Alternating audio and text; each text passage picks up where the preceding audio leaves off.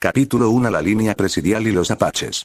Si quieres vivir en paz, prepárate para la guerra. Sun Tzu. La incursión masiva de agentes encubiertos, verdaderos espías de Estados Unidos de América disfrazados como tramperos y cazadores de nutrias y castores, tenían la encomienda de anotar guarniciones, caminos, topografías y defensas de la frontera novohispana, luego mexicana, además de provocar y violentar la de por sí frágil convivencia de apaches y mestizos desde finales del virreinato y los primeros años del México independiente. De una larga lista de tales sujetos y verdaderos infiltrados podemos destacar a James Glenn, James Oyopatie, Kit Carson, Jim Breuer, Bill Birnes, Bill Williams, David Crockett, William Walker III y James John Johnson. Hasta 1821, los presidios de Chihuahua, Nueva Vizcaya, y Sonora, tuvieron los comandos siguientes chihuahuanos. Teniente Coronel Joseph Francisco de Zozaya San Elizarrio. Capitán Joseph Manuel de Ochoa Paso del Norte. Capitán Juan Francisco Granados Sonora Altar. Capitán Mariano de Urrea Tucson. Teniente Coronel Juan Joseph de Zúñiga Santa Cruz. Capitán Domingo Espinoza de Monteros en menor rango militar y cuando menos en Sonora, se acuartelaron compañías de indios, ópatas, pimas y apaches, como a continuación se enlistan con sus mandos. Bavispe. Teniente Miguel Palacios Bacoachi. Teniente Ildefonso Bernal Tubac. Teniente Simón Elías González. El pernicioso centralismo que sigue agobiando a México hasta nuestros días, campeaba ya en 1831, cuando el gobierno de México desechó el sistema de establecimientos de indios de paz, sobre todo de Sonora y Chihuahua, que acogía a los apaches en diversos presidios como auxiliares, exploradores y soldados, dándoles la certidumbre de un empleo de paga y raciones alimentarias para sus familias.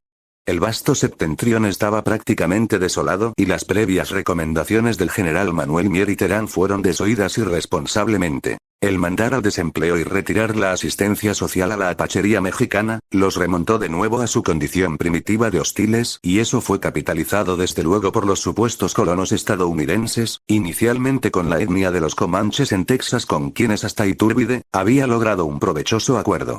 Las lecciones no aprendidas de lo sucedido en Luisiana y Florida bajo dominio español, habrían de cobrar una funesta factura en tres tiempos. Texas, 1836, Tratado de Velasco, México, 1848, Tratado de Guadalupe Hidalgo, y México, 1853, La Mesilla, coincidentemente tutelados a la siniestra sombra de un mismo personaje, que más que como jefe de Estado, actuó impunemente como agente de bienes y raíces en perjuicio de los territorios de la nación. Antonio López de Santa Anna. Una y otra vez, este apátrida y megalómano se salió con la suya, atreviéndose incluso a autoproclamarse benemérito de la patria y su Alteza Serenísima. La administración de los indios que funcionaba por esos años, era la misma que había establecido Hugo O'Connor, desde la década de 1770, cuando promulgó un reglamento general para los presidios donde se detallaban las condiciones de los tratados de paz, así como los castigos y premios que debían otorgarse a los apaches hostiles y pacíficos. La independencia de México no había alterado mucho todavía esas viejas y bien probadas prácticas heredadas de la colonia. Era una especie de código no escrito basado principalmente en el conocimiento mutuo. Los apaches no tenían líderes fijos. Cada poblado, grupo o ranchería, como los llamaban los mexicanos, contaba con un jefe autónomo, que por lo general hablaba solo en nombre de sus allegados. Únicamente en ocasión de grandes guerras y levantamientos, fue posible hacer que diferentes jefes se unieran bajo un tratado común de paz. Por regla general, cada capitán de presidio debía negociar, personalmente y por separado, con cada jefe de ranchería de apaches.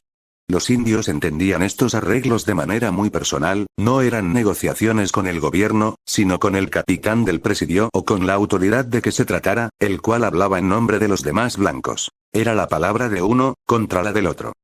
Se sabía por experiencia que las represalias aplicadas contra indios inocentes eran el mejor método para enardecer a estos levantiscos y susceptibles individuos. Los apaches tenían un sentido del honor muy desarrollado, nunca dejaban una afrenta sin venganza y eran quisquillosos en extremo al juzgar si se les había o no tratado con justicia. A la violencia respondían con la violencia y bastaba no respetar la palabra empeñada para incurrir en su ira, si bien ellos mismos no se mostraban muy firmes al cumplir sus promesas. Así, tratado por tratado, promesa por promesa, era como se compraba la paz con los apaches. Por todo lo anterior, no se entiende cómo no se rectificó y se volvió al esquema que anteriormente había funcionado con éxito. el reenganche apache a las tropas presidiales y el racionamiento de provisiones alimentarias a sus familias.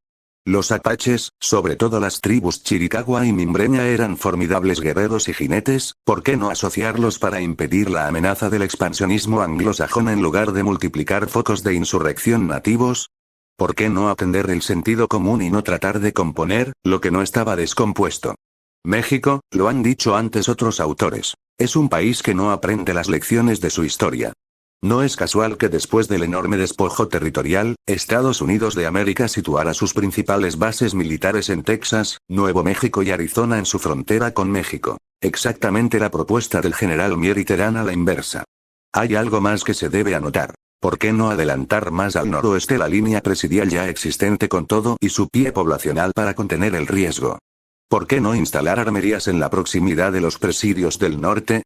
En fin, hay muchas preguntas sin contestar en el tintero de este país. Que cada período presidencial se reinventa irresponsablemente y no da continuidad a los mecanismos de gobierno que han demostrado su eficacia operativa en el pasado. Más que reconocer a los apaches como legítimos mexicanos, indiscutiblemente nativos, se tomó distancia de ellos, por prejuicios raciales y religiosos. Se les apartó por no convenir sus usos y costumbres al esquema de dominación foránea, española. Después, avanzado el mestizaje y la conversión de novohispanos a mexicanos, persistió la misma actitud y trato hacia los apaches. Nunca se les dieron títulos de propiedad en sus propias tierras conculcadas. No pudieron, no supieron, o no quisieron, entenderlos y en ese equívoco mayúsculo, los perdimos como aliados formidables. Como Valladar ante la invasión estadounidense. Primero en Texas, 1836, y luego 10 años después con toda la vastedad que separaba a los expansionistas del Océano Pacífico, la conquista del oeste, sí, pero ¿el oeste, de quién? Los nuevos amos, los huiteeyes del imperio emergente de las barras y las estrellas, los incorporaron a su ejército 6 como cuerpos de exploradores, extirpándoles el pudor al combatir contra sus propios hermanos de sangre. Qué lástima tanta torpeza. A la consumación de la independencia en 1821, el mantenimiento, crecimiento y reclutamiento de tropas en los presidios del norte de México se descuidaron en aras de centralizar el poderío militar en la ciudad capital. Los gananciosos políticos desestimaron la creciente amenaza expansionista y voracidad territorial de Estados Unidos de América. Los presidios eran un enclave básico para defender la frontera norte y la integridad de la República. En aquel descuido mayúsculo se jugaba con la futura soberanía y el desarrollo económico de su región más vasta, plena de recursos naturales, agua, llanuras, bosques y minerales.